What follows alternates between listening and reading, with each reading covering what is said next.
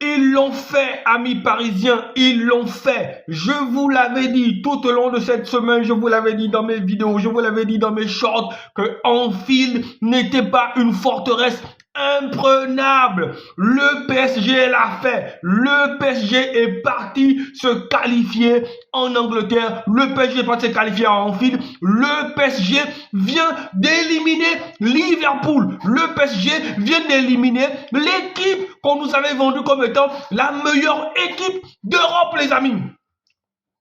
Vous allez maintenant prendre au sérieux cette équipe de Liverpool, du PSG. Nous allons maintenant prendre au sérieux cette équipe du PSG. Tous les adversaires maintenant tremblent. Et aujourd'hui, on va demander pardon. On va demander pardon à Donnarumma. Parce que Donnarumma, tout au long de ce match-là, a fait les interventions qu'il fallait. Et il a été stratosphérique dans la séance au tir au but, les amis.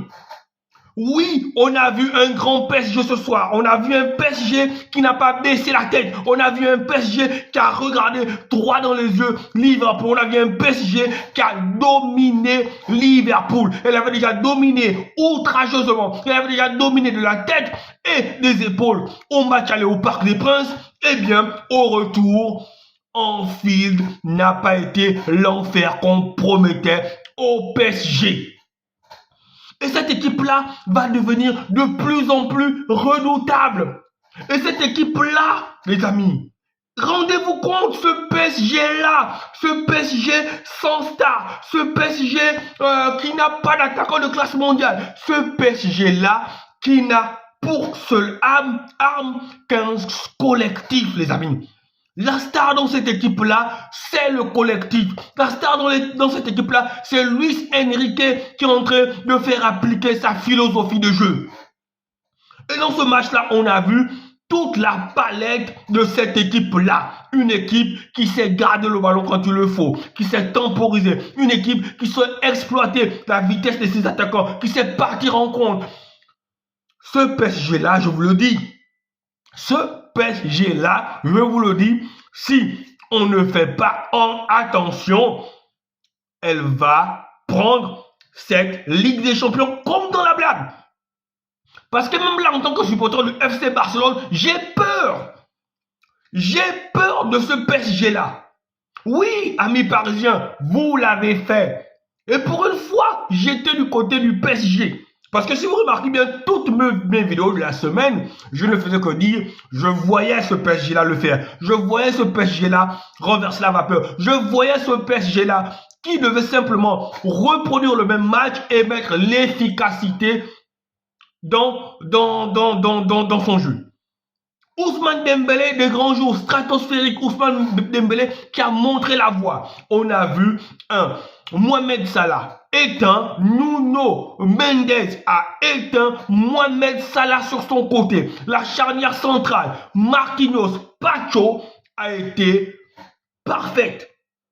A été parfaite. Mais que dire du milieu de terrain? Le milieu de terrain, Vitinha, João Mendes, les amis. Ce milieu de terrain-là, ces deux éléments-là. Bon, Fabien Ruiz aussi a fait sa part. Mais quand tu as un Vitinha, tu as un João Neves, et quand Désiré Doué est rentré, et on a eu la même qualité. Quand Zaïre Emery est rentré, on a eu la même qualité. Moi, je me méfie de cette équipe du PSG-là, et je la prends au sérieux. Si, en quart des finales, c'est bien ce qui va se dessiner entre la rencontre entre le Real de Madrid et le PSG, moi je dis bien malin qui nous dira qui va remporter cette rencontre-là. Même si on sait tous que le Real de Madrid, c'est l'équipe de la compétition. Même si on sait tous que le Real de Madrid a comme un totem d'immunité en Ligue des Champions. Mais ce PSG que j'ai vu là, non, les amis, s'il vous plaît, ce Liverpool-là, vous n'allez pas me dire que non, ce Liverpool-là, c'est un Liverpool faible. À chaque fois que le PSG gagne un match, vous allez toujours venir essayer de venir minimiser le niveau de l'adversaire. Non. Si Liverpool a été aussi faible, si Liverpool a été aussi inexistant, si Liverpool a été aussi inoffensif, c'est parce que le PSG lui a contraint à cet état de cause. Parce que le PSG a fait en sorte que ce Liverpool-là se comporte comme ça.